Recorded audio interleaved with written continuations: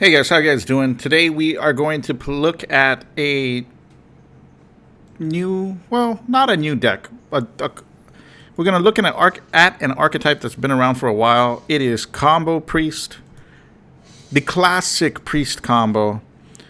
Let's open the deck list real quick. Divine Spirit, Inner Fire, all the good shenanigans. That's how you win. And Hearthstone deck techs are going to take a new format now. Instead of me breaking down each of the cards here on the stream or on this YouTube video, you can hear that information on my podcast. So if you want to watch my hour-long podcast about this particular deck, you can see you can listen to it in the description below. But this YouTube video will just be a couple games played with the deck, and I'll go over some of the choices. But here you can see a quick deck list. Let's just get straight into it. This is how we win: Divine Spirit plus Inner Fire. That's how we're gonna win games. Okay, so we're gonna try that now.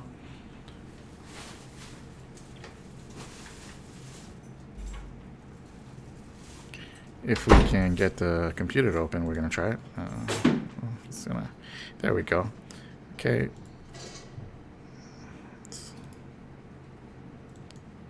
This is actually a pretty fun deck.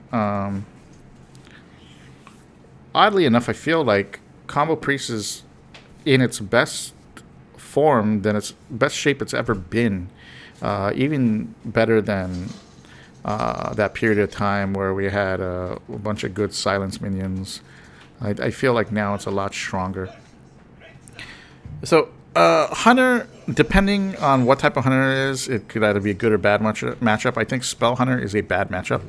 I think Recruit Hunter is a 50% matchup, probably. Maybe even slightly more in your favor. I'm keeping the Dragon because I'm actually hoping for Duskbreaker. And a 4-drop is not too bad. 4-drop's pretty par for the course here.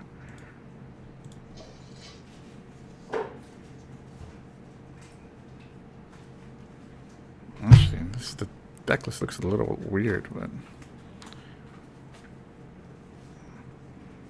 So, like, goal early game is just to kind of maintain board parity. You don't want to fall too far behind because you don't have a lot of ways to clear the board.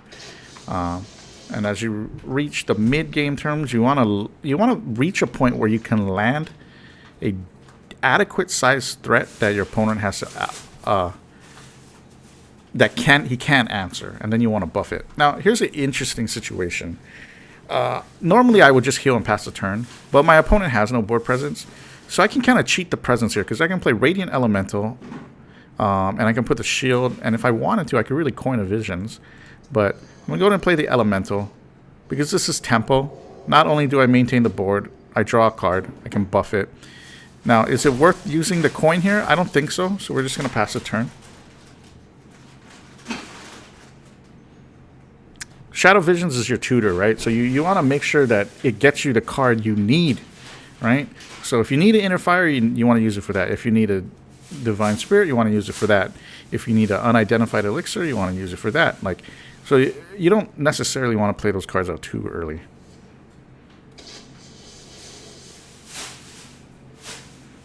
Now we still, okay, our opponent has played his first card. It's a Candle Shot. So we still do not know what he's running, okay? We have a... I'm going to play out, okay? I'm going to play... man, do I play out or do I just heal?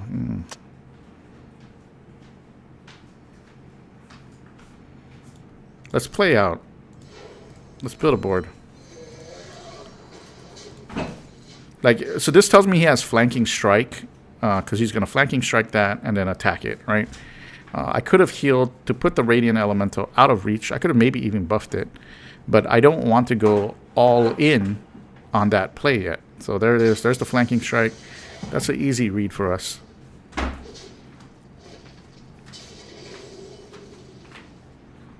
This is no problem. Okay?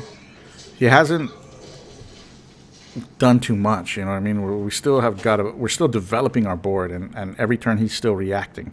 So we are the beatdown. We're in the beatdown role right now.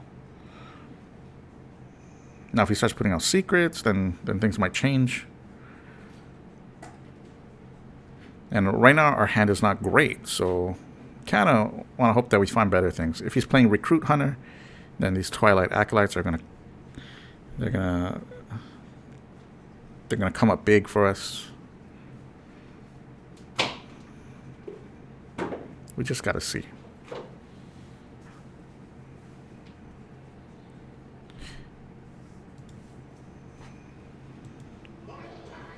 Oh, what is that? Shaw? There's Shaw. So, oh man.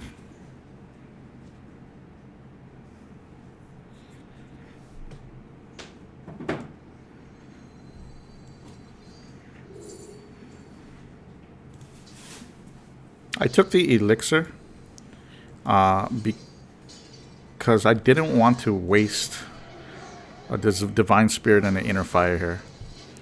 So, and Shaw has to die. So what can you find? So this is mid-range hunter. We're gonna have to heal Shaw or heal this guy a little bit. Draw a few cards. Maybe attack face. I think that's gonna be the play. I think we're gonna attack face. I don't think we're gonna clear this board out.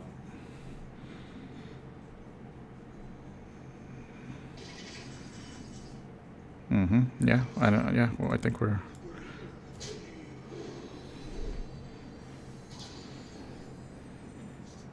Give a minute death rattle. Return it to your hand. Are you? You're talking my. You're talking my language right now, man.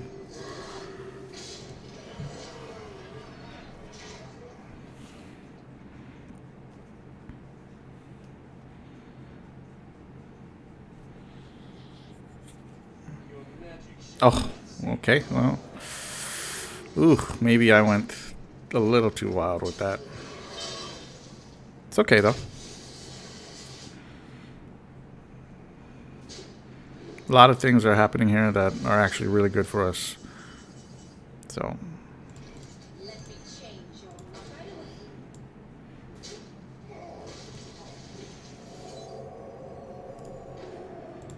We'll save that one. We're going to save that for a bigger creature later down the line. Right now, using it doesn't give us a huge advantage.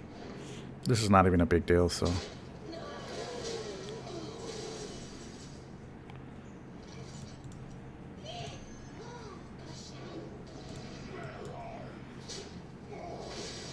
Take our time here.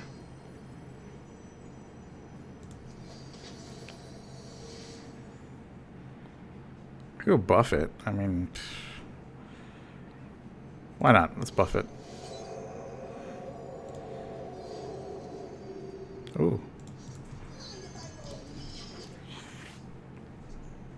So now we have a 5-card advantage over our opponent. We've drawn a couple cards off the Acolyte. We used a couple powered shields.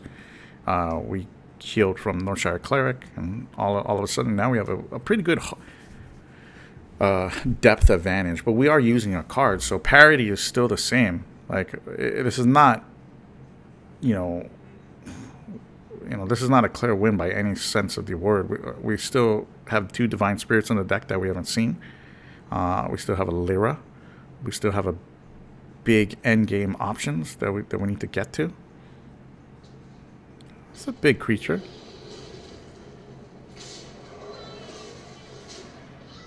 Those are nice trades.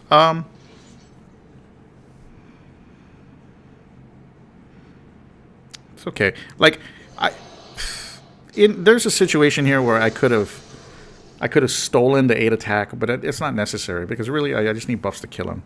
Now think of something right here. Now we've reached turn 9, turn 10 in the game. I've wiped the board out. My opponent has used quite a few pieces of specific types of removal, and now I have a 4/8 on the board. Now he could kill this with a deadly strike, deadly shot. There are a couple ways he can deal with it. But they're not really clean at this point in the game. So it's very likely that he lets this stick. And if he lets this stick, I can almost guarantee a win right here, okay? And I can still guarantee it, okay? If I get Okay, the spells that are left in the game are Divine Spirit, Inner Fire. Those are the only spells left in the game. Okay, so I can guarantee a second Divine Spirit. Now, it's just a matter of clearing the taunt, and I have Master Spell. So let's just count it out, okay? 2 for Elemental, 5, 6, 7, 8 free. So we won, okay? And there we go. So we go Elemental, Shadow Visions, get the Divine Spirit, Master the spell to clear the board, and double Divine Spirit, right? And imagine if he didn't even drop that character, we could have probably buffed this up to something else and still been threatening lethal at a good point. Okay, so you know this deck has the ability to just close out games when opponents don't expect it to, and I think that's one of its strongest positives and traits.